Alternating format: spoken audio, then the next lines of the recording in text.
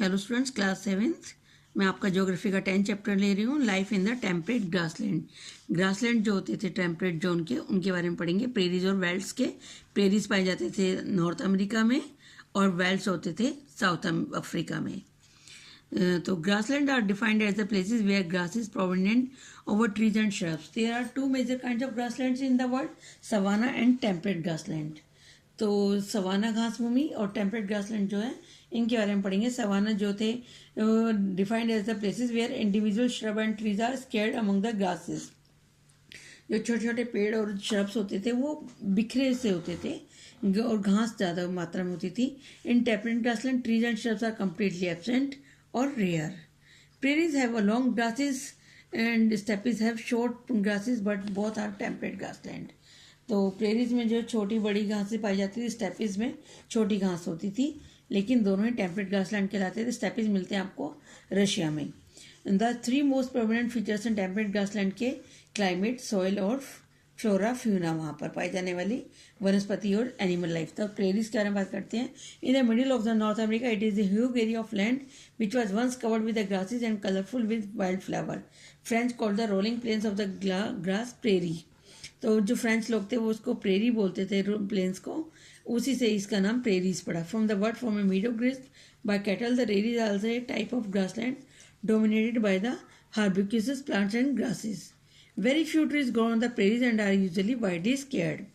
The prairies form a triangular area from the Alberta, Saskatchewan and Manitoba के बीच का ये triangular area था, जिसको ग्रेट प्लेन एरिया भी कहते हैं साउथर्न टेक्सास में और मैक्सिको.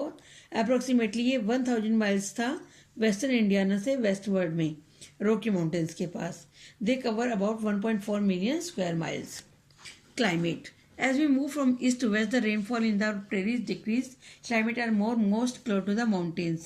जो ये ईस्ट वेस्ट में जाते हैं तो रेनफॉल जो है तो वो की मात्रा कम होती जाती है और मॉइस्चर जो था वो माउंटेन्स के पास में बढ़ जाता था. And the east the north they are driest in the central portion. उसके बाद सेंट्रल पोर्शन में ड्राई होता था. Creates different types of the prairies with the tall grass prairies known as the types of prairies known as the true prairie.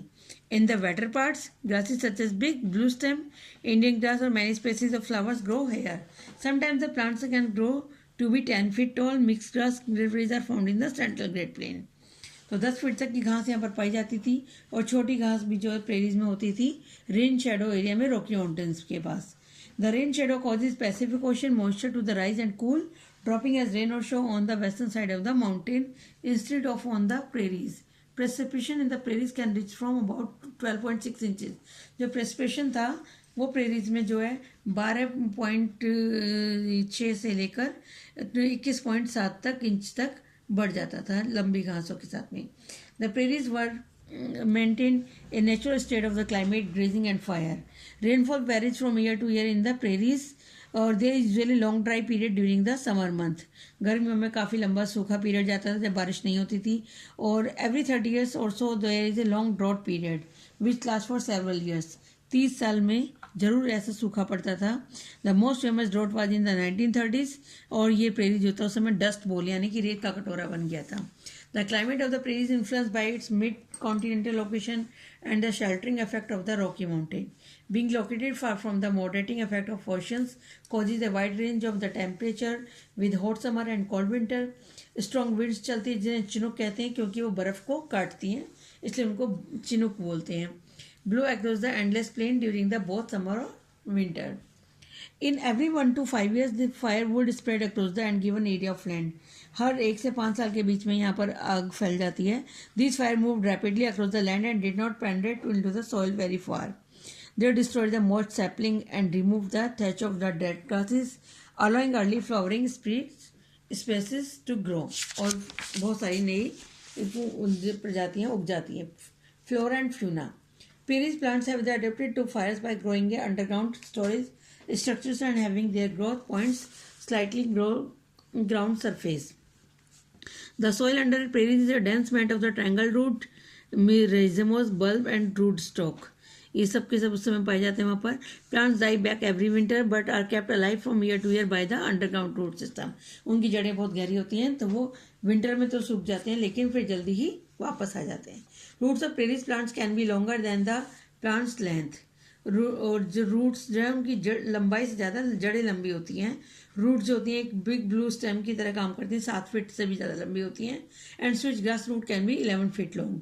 2/3 of the most prairie plants are below the ground. Some roots die each other and decompose, adding loads of the organic matter to the soil.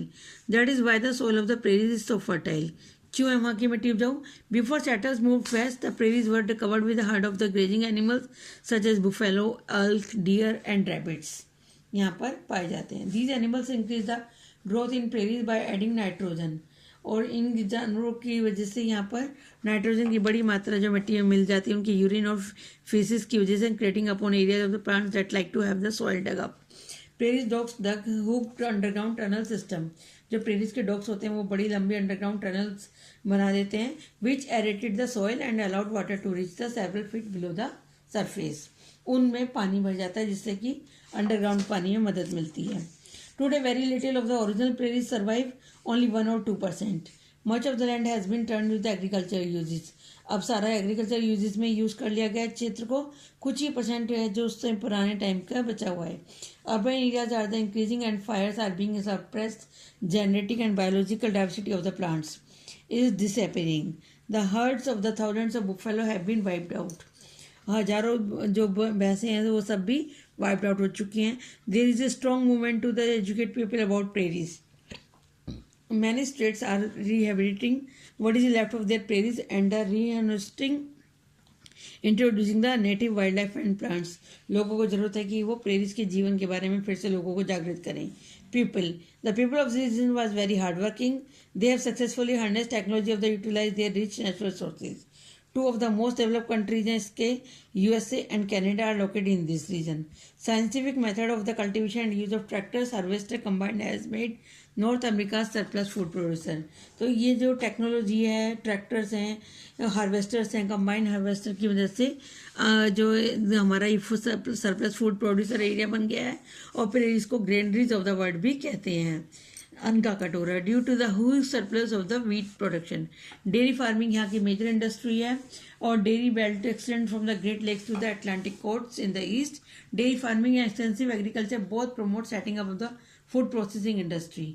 और large mineral deposits भी यहाँ पर पाए जाते हैं. Coal and iron and a good network of road, railways and canals in this region had made it the most industrialisation region of the world. अब बात करते हैं वेल्ट्स की. The veldts are the grassland of Africa. ये Africa के grassland है. Lying totally in the southern hemisphere unlike the grasslands in of North America. South Africa grassland are stretch across the height tableland 4000 feet की ऊंचाई पर है समुद्र से. And low upon the country all around it. Climate जो यहाँ की जो है वार्म और ह्यूमिड रहती है most of the year, but the higher region remains cool. Hottest months are the between December and February. Areas of the southwest which has received little rainfall have tall grasses with stunted trees. और rest of the region has short, hardly bush scared. बाकी area में झाड़ियाँ वगैरह हैं. और ये grassland जो है ये बहुत बड़े एनिमल्स के का घर है, जैसे कि एलिफेंट, राइनासोर्स, हिपोटामस, जिराफ, एंटीलोप्स, बक, जेब्रा और इनलैंड्स का. पीपल. द कोस्टल एरिया जो है यहाँ पे वहाँ के लोग हैं जो predominantly occupied by the descendant of the Dutch, French and German जो है उनके ये उत्तराधिकारी रहे हैं, descendants who had come here in the 18th century. Rest of the region is occupied by the various tribes like Swazi and Zulu नाम की प्रजातियां भी और वो आदिवासी जातियां रहती हैं. Flora and fauna. Most of the people live in the village by keeping herds of the cattles, growing some maize and vegetable. लोग यहाँ पर जानवर पालते हैं और मक्का और बाकी सब्जियों की खेती करते हैं.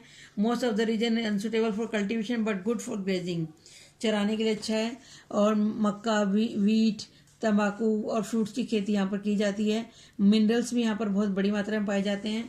वर्ल्ड का लार्जेस्ट प्रोड्यूसर है गोल्ड का, इसलिए यहाँ पर लोग माइनिंग में भी लगे रहते हैं. ये लेसन कंप्लीट हुआ है. इसके क्वेश्चन आंसर एक्सरसाइज भेज रही हूँ, आप लोग नोटबुक में करेंगे. Thank you.